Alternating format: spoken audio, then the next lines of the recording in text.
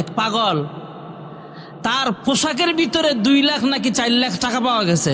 অনেকে দেখছেন হয়তো, 4 লাখ টাকা। একটা পাগল তার পোশাকে বইটা 500 টাকা নোট, 100 টাকা নোট, কয়েন, অনেক ওজন।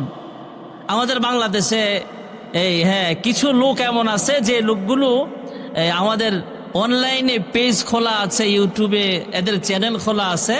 ওরা বিভিন্ন পাগল যেগুলো জোটটা সারাদিন মনে করেন 6 মাস 1 বছর ধরে গোসল করেন, এমন পাগল পাইলে সুন্দর করে পাগলে কিন্তু ঘুষা দেয়, কামড় দেয়, মার দেয়।